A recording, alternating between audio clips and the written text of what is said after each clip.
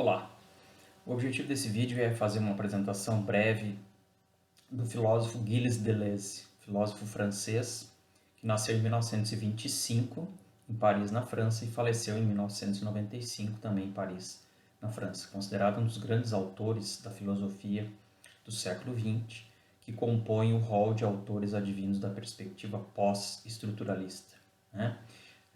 Uma das primeiras questões que pode ser dita aqui do ponto de vista da filosofia de Deleuze é o fato de Deleuze ter inaugurado uma perspectiva por meio da qual vai dizer que o papel da filosofia é o de criar conceitos e não de estabelecer critérios por meio dos quais pudesse-se legitimar os saberes, por exemplo, advindos da ciência. O papel da filosofia não seria então esse, seria, na verdade, o de criar conceitos. Aquele que não cria conceitos não faz filosofia para o Deleuze, certo?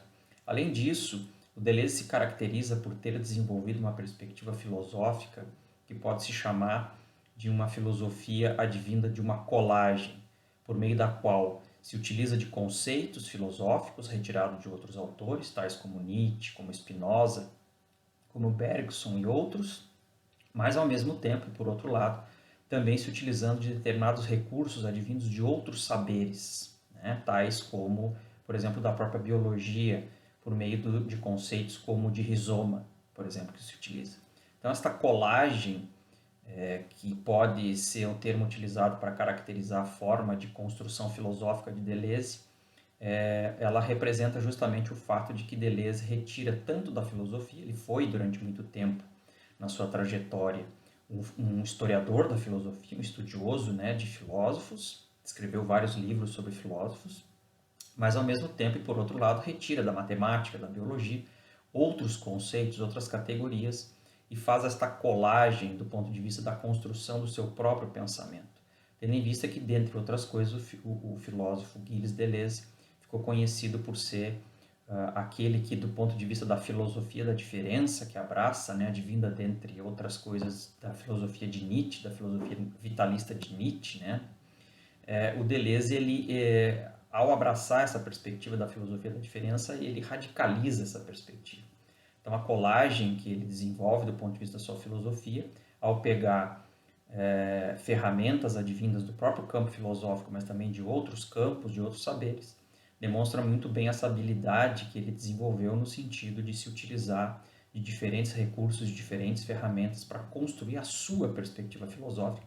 Daí a sua ideia de que a filosofia é criação de pensamento. Então, pode-se dizer que Deleuze foi fiel à perspectiva que desenvolveu sobre a filosofia, enquanto criação de pensamento, tendo em vista que ele criou a sua própria filosofia, mesmo se utilizando de recursos advindos de outros filósofos e ou de outras áreas do pensamento, né? Seguindo nessa perspectiva, então, como dissemos, para o Deleuze, a filosofia é criação de pensamento, não é imitação, não é continuidade do pensamento de autores que já existiram e ou de perspectivas filosóficas que já existiram. O papel da filosofia é produzir algo novo, algo que não existe.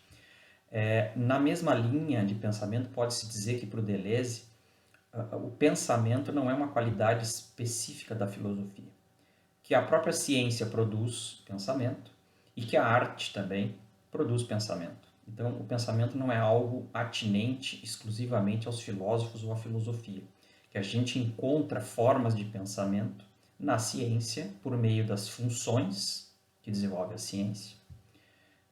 Encontramos pensamento também na arte, né? Por meio da produção de sensações que a arte, então, produz. É a produção de pensamento, a arte, por meio da produção concomitante de sensações, né? Aquilo que o Deleuze vai dizer que é a arte, né, produtora de perceptos e de afetos.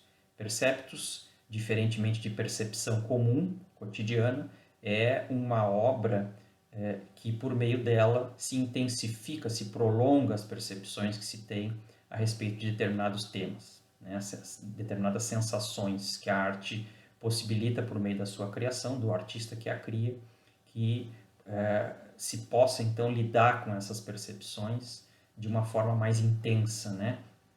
E não daquela forma momentânea, como geralmente acontece no cotidiano, na vida rotineira, em que a gente tem determinadas percepções, mas elas passam e muitas vezes não conseguimos controlar essas percepções, né? Ao mesmo tempo, por outro lado, então, a questão dos perceptos e a questão dos afetos, que o Deleuze diferencia de sentimentos, né? Afetos não são sentimentos, certo?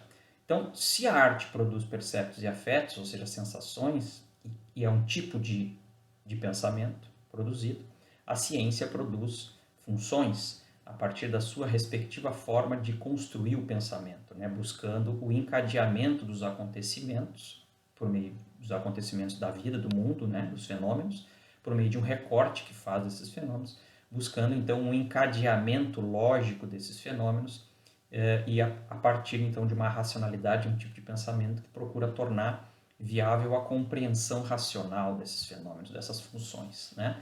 Já a filosofia, então, ela cria pensamento a partir da produção de conceitos. O papel da filosofia seria produzir conceitos, criar conceitos, né? Porque a filosofia não se caracteriza para Deleuze como algo, então, como um tipo de conhecimento, de pensamento que desvelaria questões do real, que descobriria questões do real que já estariam aí desde sempre, mas que nós precisaríamos desenvolver recursos, conceitos, no caso da filosofia, para descobrir, né, esses elementos já existentes, mas até então não descobertos. Para o Deleuze não é isso que faz a filosofia. A filosofia é criação de conceitos, nesse sentido, né?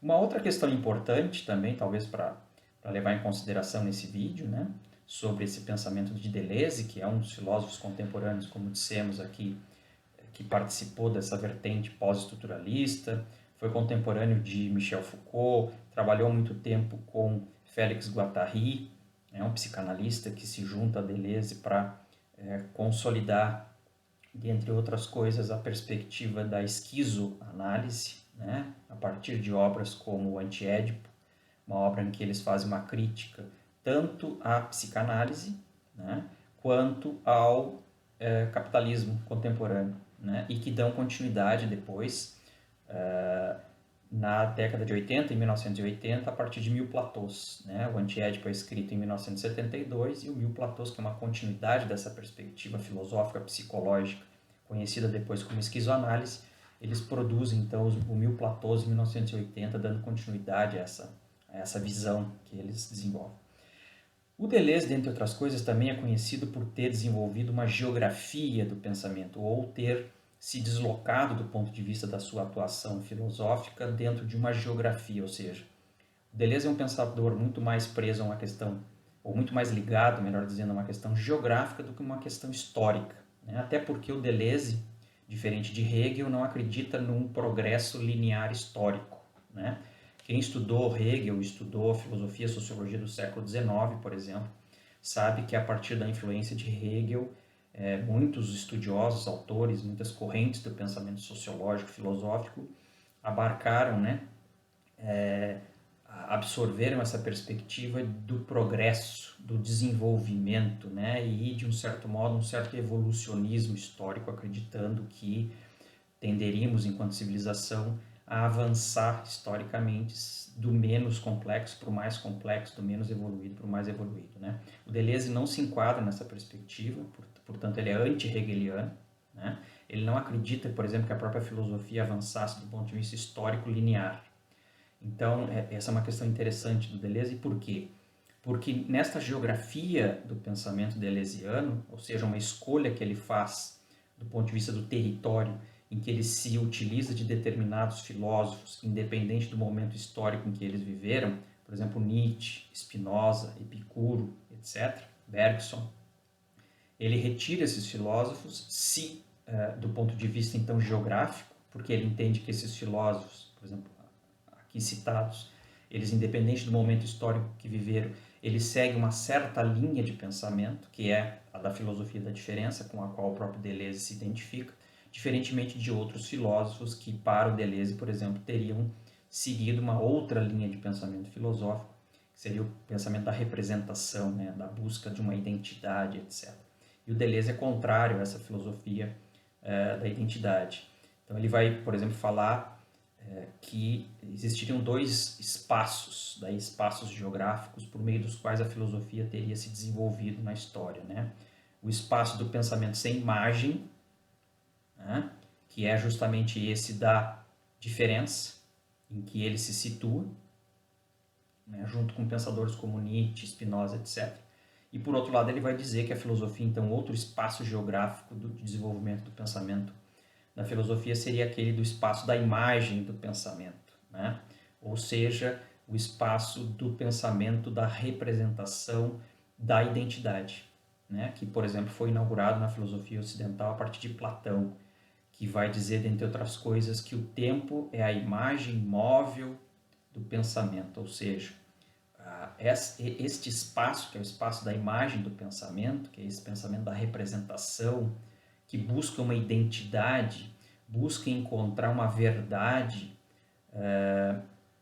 atemporal, né, por meio da qual nós poderíamos encontrar, então, o sentido da existência humana, o sentido da evolução humana e coisas do gênero, né, como eu disse, para ele encontrado a partir de Platão, que vai dizer que a própria eternidade é superior ao tempo, por isso o tempo é a imagem móvel da eternidade, ou seja, existiria o ideal, existiria a perfeição, existiria a verdade, né? Por exemplo, a alma, o pensamento, imutáveis, por isso eternos, verdadeiros.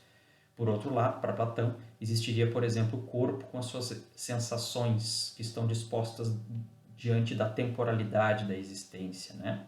Inclusive de uma temporalidade da existência que passa e que seria perpassada justamente por isso, por imperfeições, as sensações nos enganam. Daí uma frase de Platão, dentre outras coisas, que vai dizer que o corpo é a prisão da alma, né? Essa distinção que se faz entre alma, o pensamento, o ideal, a perfeição, a eternidade, e por outro lado o corpo, as sensações, o engano, o tempo que passa. Então, entre o ideal, né, a identidade perfeita, e o simulacro, existiria sempre uma distância, né? Então, esse pensamento, que é um pensamento platônico, dentre outras coisas, é o pensamento da representação e da identidade, de um certo modo, para Deleuze, é esse pensamento que vive em busca dessa verdade final, e assim sucessivamente. Então, ele se coloca ao lado de um espaço territorial, geográfico, mais atinente a filósofos como Nietzsche, principalmente, né? Nietzsche e Spinoza, que são aqueles que, para ele, abraçam determinadas características filosóficas. Dentre elas, uma vertente de pensamento pluralista e não dogmática, certo? Um pensamento ontológico e não metafísico, um pensamento ético e não moral, um pensamento trágico e não racional, e um pensamento imanente e não transcendente, certo? Num outro vídeo nós procuraremos explicitar melhor cada um desses termos utilizados aqui, mas para que esse vídeo não fique muito extenso, nós pararemos por aqui e esperando que com essa introdução, né, com essa análise introdutória básica que fizemos aqui sobre a perspectiva filosófica de Deleuze, nós tenhamos conseguido dar um passo inicial e ajudá-los a entender um pouco dessa perspectiva filosófica advinda desse autor, que é um autor muito importante da filosofia, não só do século XX, mas que tem representado, do ponto de vista de leituras do contemporâneo, advindas de questões de gênero, etnia, raça, leituras decoloniais, por exemplo, que tem crescido muito no contemporâneo, né? As próprias ciências sociais.